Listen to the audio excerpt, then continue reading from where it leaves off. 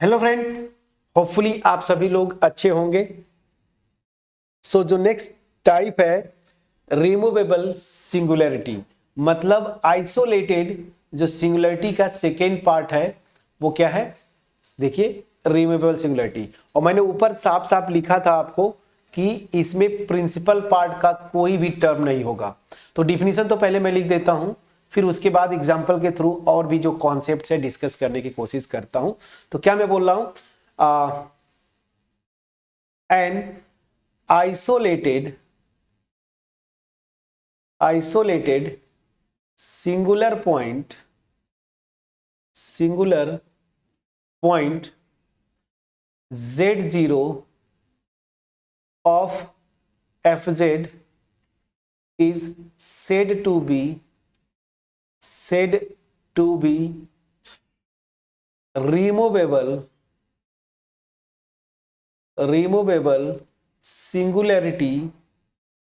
ठीक है, removable singularity या removable singular point isolated this of fz is said to be removable singularity if Lorentz series expansion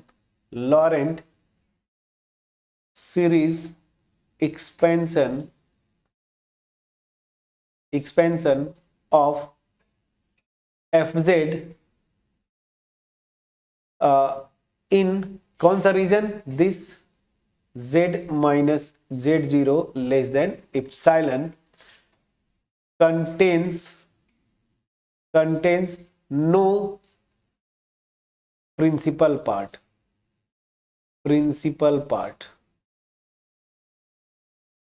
इसका मतलब क्या हुआ, प्रिंसिपल पार्ट कंटेन ही नहीं करेगा। इसका मतलब जब लॉरेंस सीरीज में लिखूंगा तो fz this is equal to, मेरा बस केवल ये आएगा summation n is equal to 0 to infinity an z minus z0 raise to the power n।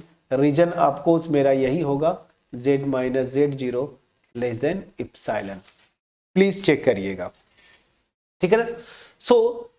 मैंने ये लिखा ना कि आइसोलेटेड सिंगुलर पॉइंट है z0, इसको मैं बोलूंगा ये रिमूवेबल सिंगुलरिटी है इफ लॉरेंस सीरीज एक्सपेंशन इस रीजन में कोई भी प्रिंसिपल पार्ट कंटेन नहीं करेगा। दैट इज यहां पे क्या हो गया, सब के सब b1 b2 b3 ये सब के सब क्या हो जाएंगे, डॉट डॉट, ये सब के सब जीरो हो जाएंगे, प्रिंसिपल पार्ट गायब हो गया।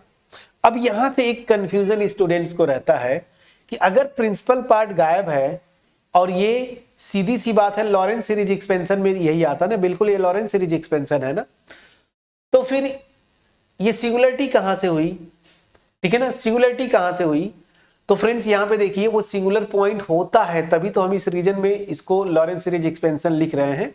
दूसरा चीज कि ऐसे भले आपको लगे कि अरे ये तो केवल लॉरेंस सीरीज मतलब प्रिंसिपल पार्ट है, सॉरी केवल एनालिटिक पार्ट है, इसमें प्रिंसिपल पार्ट तो गायब है, तो ये तो टेलर सीरीज एक्सपेंशन हुआ। That means z equal to z0, इसका सिंगुलर पॉइंट कहां से हुआ, बिल्कुल होता है। मैं एक एग्जांपल लेता हूं, फिर मैं बताता हूं कि कैसे ये जो z इक्वल टू z0 इसको मैं रिमूव कर सकता हूं। तो एक एग्जांपल पहले कर ले, फिर उसके बाद आपको समझ में आएगा। मैं fz को ये ले रहा हूं, let fz this is equal to 1 minus cos z upon z square, ठीक है ना। तो यहां पे देखिए एक चीज तो मैं बता दूं कि रिमूवेबल सिंगुलरिटी जब भी आता है ना, उस केस में फंक्शन का जो भी पॉइंट है ना, वो पॉइंट पे 0/0 फॉर्म आता है, मतलब उस केस में इसकी लिमिट एग्जिस्ट करती है, ठीक है ना, 0/0 फॉर्म आएगा। तो यहां पे देखिए ऊपर छोड़ दीजिए, नीचे ही हम चेक करते हैं ना, तो नीचे चेक करिए जरा, तो नीचे z इक्वल टू 0 ही, ये पॉलिनोमियल है ना, इसकी 0 है। दैट मीन्स इस फंक्शन की सिंगुलरिटी अगर ऐसे देखूं मैं तो z इक्वल टू 0 है, लेकिन जैसे z इक्वल टू 0 यहां पे रखेंगे 1 माइनस कॉस z, ठीक है ना। और इसको अगर आप करेंगे तो ये देखिए ऊपर भी ये वैल्यू 0 आ रही है ना, 1 कॉस 0 की वैल्यू 0, तो 1 माइनस 0, तो ये क्या आ रही है, सॉरी 1 माइनस 1 ना, कॉस 0 की वैल्यू 1, तो 1 माइनस 1/0 मतलब 0/0 फॉर्म। तो हमेशा याद रखिए, वो देख के भी पहचान लेंगे आप एमसीक्यूज में, अगर रिमूवेबल सिंगुलरिटी होगी तो फंक्शन ज्यादातर चांसेस होता है कि 0/0 फॉर्म लेगा, ठीक है ना, पहली चीज। अब 0/0 फॉर्म ले रहा है, दैट मीन्स क्या हुआ, फंक्शन डिफाइंड नहीं है इस पॉइंट पे, इसी की वजह से तो ये सिंगुलर पॉइंट हो गया। देखिए सिंगुलर पॉइंट हो गया, अब एग्री करते हैं कि नहीं। लेकिन देखिए अगर ये सिंगुलर पॉइंट है तो इसका मैं लॉरेंस सीरीज एक्सपेंशन लिख सकता हूं, बिल्कुल लिख सकते हैं। और मैंने आपको तरीका बताया था, रीजन क्या होगा, देखिए 0 ग्रेटर देन z माइनस ये जो सिंगुलर पॉइंट z0 दिस, और यहां पे केवल 0 ही प्रॉब्लम है और कहीं नहीं है, तो दैट मीन्स मेरा जो लॉरेंस सीरीज एक्सपेंशन आएगा वो इस रीजन में आएगा। और इस रीजन में cos z का हम जानते हैं क्या, मैक्लैरिन सीरीज एक्सपेंशन, उसको आप लिख दीजिए। तो ऐसे केसेस में मैं बोला ना बहुत आसान होता है, ट्रिग्नोमेट्रिक हो, हाइपरबोलिक फंक्शन हो, एक्सपोनेंशियल हो, इनका इंडिविजुअल इस रीजन में क्या उसको बोलते थे, मैक्लैरिन सीरीज लिख दीजिए। तो cos z का क्या होता था, 1 minus Z square upon 2 factorial plus z के पावर 4 अपॉन 4 फैक्टोरियल, ठीक है ना। यह आता है माइनस जेड के पावर 6 अपॉन 6 फैक्टोरियल, फिर प्लस डॉट डॉट डॉट, ये आता है, इसको मैंने ऐसे लिखा। अब ध्यान दीजिए इस ये 1 1 से कैंसिल हो गया, थोड़ा सा और एक्सपेंड कर लीजिए, 1/z स्क्वायर, ये देखिए 1 माइनस 1 से कैंसिल, ये माइनस माइनस प्लस हो गया, z स्क्वायर अपॉन 2 फैक्टोरियल, यहाँ पे ये माइनस हो जाएगा ना, माइनस से मल्टीप्लाई कर रहा है, तो z to the power 4 upon 4 factorial, please check करते चलिएगा। फिर ये माइनस है तो प्लस हो जाएगा, z के पावर 6 अपॉन 6 फैक्टोरियल, फिर ये माइनस हो जाएगा, डॉट डॉट डॉट ऐसे। अब देखिए जेड स्क्वायर को अंदर ले जाएंगे, इससे कैंसिल होगा, 1 अपॉन 2 फैक्टोरियल, फिर यहां से minus Z square upon 4 factorial, Z square को अंदर ले जा रहे हैं, plus Z to the power 4 upon, ये 4 है, Z to the power 4 upon 6 factorial, फिर माइनस डॉट डॉट डॉट। और मेरा ये लॉरेंस सीरीज एक्सपेंशन किस में लिखे हैं आप, इस रीजन में, मैं पहले बार बार बोल रहा हूं, ये मेरा रीजन हो गया, ठीक है ना। तो देखिए एफजेड ये आया, और इसमें कोई भी प्रिंसिपल पार्ट नहीं है, ये पूरा का पूरा एनालिटिक पार्ट है ना, no principal part, principal part 0 है, यहाँ पे b1 इक्वल टू b2, ये सब के सब जो है 0 है, प्रिंसिपल पार्ट है ही नहीं। तो यही मैंने बोला था कि दो तरीका है रिमूवेबल सिंगुलरिटी चेक करने को, जो भी सिंगुलर पॉइंट होगा ना नीचे से आप निकालिएगा, उस पॉइंट पे ये फंक्शन 0/0 फॉर्म लेता है, मतलब डिफाइंड नहीं है, 0/0 फॉर्म ले रहा है, इंडिटरमिनेट फॉर्म इसको बोलते हैं ना। सो दैट मीन्स क्या हुआ कि इस पॉइंट पे इस फंक्शन की लिमिट एग्जिस्ट करती है बट वैल्यू डिफाइंड नहीं है, याद रखिए। इस पॉइंट पे इसका लिमिट निकाल के देखिएगा ना, एल हॉस्पिटल लगा दे, अरे कुछ नहीं, ये कहां गया, ये है ना, ये लिमिट एग्जिस्ट करती है ना, देखिए सीरीज एक्सपेंशन लगाया, लिमिट z टेंड्स टू 0 करेंगे तो 1 अपॉन 1 मिनट, यहां तक चीजें समझ में आई। पहली चीज देखिए, मैंने जो डिफिनीशन बताया, लॉरेंस सीरीज एक्सपेंशन में प्रिंसिपल पार्ट नहीं होगा, नहीं है, मतलब इसका मतलब क्या हुआ, z equal to, this will imply z equal to 0 is removable singularity, removable singularity. अब रिमूवेबल सिंगुलरिटी क्यों बोलते हैं, क्योंकि ये जो सिंगुलरिटी है ना वो रिमूव की जा सकती है, मतलब हटाई जा सकती है, और वही कॉन्सेप्ट मैं यहां पे आपको अब बताने जा रहा हूं, जो मेन कॉन्सेप्ट है इसका, ठीक है। यहां पे देखिए क्यों ऐसा हो रहा है, फंक्शन जो है ना, एक्चुअल फंक्शन जो यहां पे दिस, ये क्या आ रहा है, 0/0 फॉर्म आ रहा है, मतलब क्या हुआ कि फंक्शन इस पॉइंट पे नॉट डिफाइंड, डिफाइंड नहीं है, बट लिमिट एग्जिस्ट करती है, लिमिट z टेंड्स टू 0, यहीं पे देखिए क्या आ रहा है, क्या आ रहा है, limit z tends to 0 fz, ये आ रहा है आपका 1 अपॉन 2 फैक्टोरियल, ठीक। तो प्रॉब्लम क्या है, फंक्शन डिफाइंड ही नहीं है बट लिमिट एग्जिस्ट करती है, ठीक है ना। तो अगर मैं डिफाइन कर दूं फंक्शन को, और उस पॉइंट पे जो फंक्शन की वैल्यू हो लिमिट के इक्वल हो, फंक्शन कॉन्टिन्यूअस हो जाएगा, मेरा काम बन जाएगा। तो यही क्या करते हैं, सो बाय डिफाइनिंग, याद रखिए, बाय डिफाइनिंग एफ ऑफ जो मेरा पॉइंट है 0, ठीक है ना, एज 1 अपॉन 2 फैक्टोरियल, समझ में आ गया कि नहीं। और 1 अपॉन 2 फैक्टोरियल अगर मैं ये लिखता था टेलर सीरीज एक्सपेंशन, मतलब एनालिटिक पार्ट में an z माइनस z0 के पावर n, तो यहां से a0 मेरा आता था ना n इक्वल टू 0 के करस्पॉन्डिंग, और a0 देखिए यहां पे यही है, ठीक है ना। सो दिस, इसी को मैं क्या डिफाइन कर रहा हूं, a0, जैसे ही मैं डिफाइन कर दिया, ठीक है ना, singularity is removed, singularity is removed, ठीक है ना। तो ये सिंगुलरिटी है, क्यों? क्योंकि फंक्शन इस पॉइंट पे डिफाइन नहीं है, इंडिटरमिनेट फॉर्म ले रहा है। लेकिन अगर जैसे ही मैंने वैल्यू, ये जो एनालिटिक पार्ट का पहला टर्म है ना, कांस्टेंट टर्म a0, उस पॉइंट पे फंक्शन की वैल्यू डिफाइन कर दूं तो मेरा सिंगुलरिटी रिमूव हो जाती है। मैं समझा पाया कि नहीं? ठीक है ना। इसीलिए इसको क्या बोलते हैं? Removable singularity. फंक्शन को देख के आपको पता चलता है कि हाँ भाई ये सिंगुलर पॉइंट तो है और आइसोलेटेड है, लेकिन यहां से कंफ्यूजन होता है। कंफ्यूजन की कोई बात नहीं, उसका कॉन्सेप्ट मेन यहां से आता है कि फंक्शन डिफाइंड नहीं है बट लिमिट एग्जिस्ट करती है। तो मैं क्या करूंगा, जनरली ऐसा होता है कि अगर मैं उस पॉइंट पे जो सिंगुलरिटी है, उस पॉइंट पे फंक्शन की वैल्यू एनालिटिक पार्ट का जो लॉरेंस सीरीज एक्सपेंशन में कांस्टेंट टर्म है उसको डिफाइन कर दूं तो सिंगुलरिटी रिमूव हो जाती है। मैं समझा पाया? तो अब इन जनरल मैं बता रहा हूं क्या करेंगे कि मैं इन जनरल आ रहा हूं ना, मैं जो थ्योरी बता रहा था Z0 मैं पॉइंट लिया था ना, तो यहां पे Z0 मेरा 0 था। मैं जनरल कर देता हूं कि रीडिफाइन कर दीजिए इस फंक्शन को, किस पे? a0 को। So this will imply singularity removed. समझ आ गया? ये जो मैंने आपको एग्जांपल से एक्सप्लेन किया ना, मैंने जनरल कर दिया यहाँ पे थ्योरी पोर्शन में कि अगर ये है आइसोलेटेड सिंगुलरिटी तो Z0 पे फंक्शन की वैल्यू जो एनालिटिक पार्ट आएगा ना, इसमें a0 को असाइन कर दूं, f of Z0 equal to a0, तो मेरी सिंगुलरिटी मैक्सिमम केसेस में रिमूव्ड हो जाती है। इस मैक्सिमम केसेस में क्या वो रिमूव्ड हो जाती है, इस वजह से इसको हम क्या बोलते हैं? Removable singularity. ये मेन कॉन्सेप्ट था। अगर मेरा एफर्ट आपके पास पहुंच पाया हो, कुछ भी नया सीखने को मिला है, तो मैं आपसे वही रिक्वेस्ट करूंगा कि वीडियो को लाइक करें, फ्रेंड्स के साथ शेयर करें, कमेंट सेक्शन में जरूर कम्युनिकेट करिएगा मेरे साथ।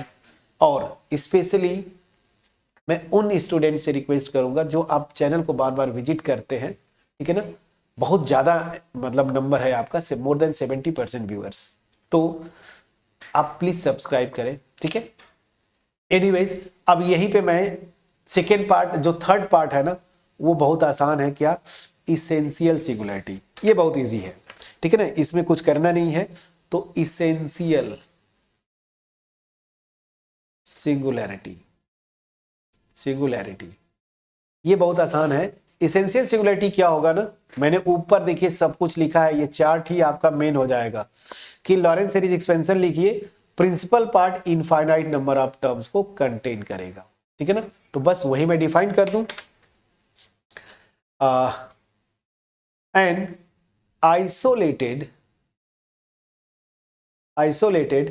Singularity Z0 of fz is said to be essential singularity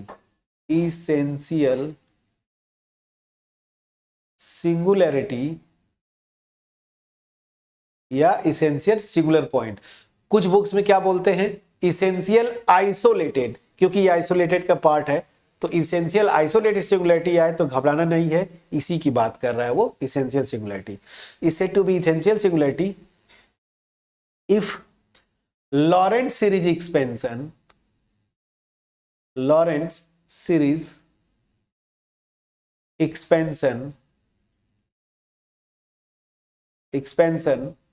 of fz, ठीक है ना, अबाउट Z0 इन रीजन, वही रीजन तो वही होगा ना, this mod z minus Z0 less than epsilon contains infinite number of terms। क्या? infinite number of terms in principal part, ठीक है ना, ठीक है। सो an isolated singularity Z0 of fz is said to be essential singularity if Lorentz series expansion of fz in this contains infinite number of terms in principal part, ठीक है ना। चलिए, that is इसका मतलब क्या हुआ जब इसको आप Lawrence series expansion F Z का लिखेंगे तो एनालिटिक पार्ट तो रहेगा, इसका छोड़ दीजिए, ये तो ऐसे ही आएगा z minus z zero raise to the power n plus, लेकिन प्रिंसिपल पार्ट में भी इनफाइनाइट नंबर ऑफ टर्म्स होंगे, ठीक है ना। क्या था ये bn upon z minus z zero के पावर n, और रीजन जरूर लिखा करें फ्रेंड्स, ये आदत डाल लीजिए, इससे थोड़ा कॉन्सेप्ट आपका बढ़ता है ना, दिस रीजन, ठीक है, समझ में आ गया। अब चलिए, अब इसका तो एक आसान सा एग्जांपल कॉमन है, हर बुक में हर टीचर देता है, मेरे सर भी देते थे, क्योंकि हम ऐसे एग्जांपल लेंगे जो याद रह पाए, तो वो मैं आपको दूंगा e to the power 1 by z. तो एफ जेड अगर मैं लेता हूं e to the power 1 by z, समझ में आ गया। तो यहां पे z इजकल टू 0 जो है, ऑफकोर्स इसका, क्योंकि देखिए जैसे z इजकल टू 0 रखेंगे ये इंफिनिटी की तरफ जाएगा ना, e के पावर इंफिनिटी, तो ये इसका सिंगुलर पॉइंट है। तो z इजकल टू 0 इसका सिंगुलर पॉइंट है, मतलब आइसोलेटेड सिंगुलरिटी है, ठीक है ना। तो जो रीजन हम ड्रॉ करेंगे वो रीजन ये होगा मॉड z माइनस जीरो, मतलब मॉड z, और कोई सिंगुलरिटी नहीं है, तो इस रीजन में हमारा लॉरेंस सीरीज एक्सपेंशन लिखना है, ये चीज तो याद रखें। तो क्या करेंगे, एक्सपोनेंशियल हो ट्रिग्नोमेट्रिक हो, ये बहुत आसान होता है, इसको आप सीधे सीरीज एक्सपेंशन लिख दीजिए। सीरीज एक्सपेंशन आप जानते हैं, इसका क्या नाम है, सीरीज एक्सपेंशन मतलब हमने Maclaurin series expansion e to the power z का किया था, तो क्या था 1 प्लस एक्स, 1 प्लस एक्स, ठीक है, मतलब 1 by Z plus 1 upon factorial 2 into X square मतलब ये, plus 1 upon factorial 3 X cube मतलब Z cube, 1 upon Z cube and so on, ये चला जाएगा। प्लीज चेक करिएगा दिस, और यहाँ पे देखिए this mod Z less than infinity.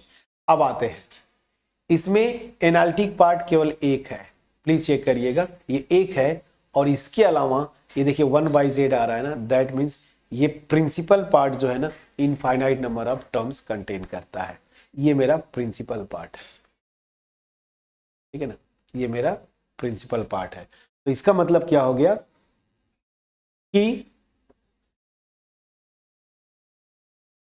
यहां पे प्रिंसिपल पार्ट ये हो गया, तो सीधी सी बात है infinite number of terms contain करता है, तो मैं क्या लिखूं, so z equal to 0 is essential, essential singularity of f z, ठीक है ना, समझ में आया। तो मैंने सिंगुलैरिटीज अब यहाँ पे मेरी तरफ से फिनिश होता है, बहुत मेहनत किया, बहुत एफर्ट दिया, अपना बेस्ट देने की कोशिश किया। अगर मेरा एफर्ट आपके पास पहुंच पाया होगा, वीडियो को जरूर लाइक करिएगा, फ्रेंड्स के साथ शेयर करिएगा, चैनल पे अगर नए होंगे सब्सक्राइब जरूर करिएगा, ठीक है। अब एक छोटा सा और टॉपिक है, zeros of an analytic function. किसी भी एनालिटिक फंक्शन का जीरोज क्या होते हैं, उसको छोटा सा टॉपिक है, उसको डिस्कस करके फिर हम सीधे सीधे चलेंगे रेजिड्यू पे, जो कि लास्ट टॉपिक होगा आपका। तो कॉम्प्लेक्स एनालिसिस आपका एनईपी 6 सेमेस्टर का बड़े अच्छे से हमने खत्म किया। फिर ये जब खत्म हो जाएगा तो एक और इम्पॉर्टेंट टॉपिक है, कई स्टूडेंट्स पिछले 1 ईयर या उससे ज्यादा पहले से बार बार रिक्वेस्ट कर रहे थे, रियल एनालिसिस का एक बड़ा इंपॉर्टेंट टॉपिक है ना मेट्रिक स्पेसेस, जो कि आपका सिलेबस है, उसको हम स्टार्ट करेंगे। Very interesting, metric spaces JAM NET GATE हर एक एग्जाम में आता है क्वेश्चन, तो उसको स्टार्ट करेंगे। बट बिफोर दैट, अगर एफर्ट मेरा पहुंच पाया हो, वीडियो को लाइक करिए, फ्रेंड्स के साथ शेयर करिएगा। नेक्स्ट वीडियो में हम मिलेंगे जहां पे डिस्कस करेंगे zeros of an analytic function, ठीक है। चलिए, सो मिलते हैं नेक्स्ट वीडियो में, तब तक अपना ख्याल रखें। Thank you so much friends for watching my video.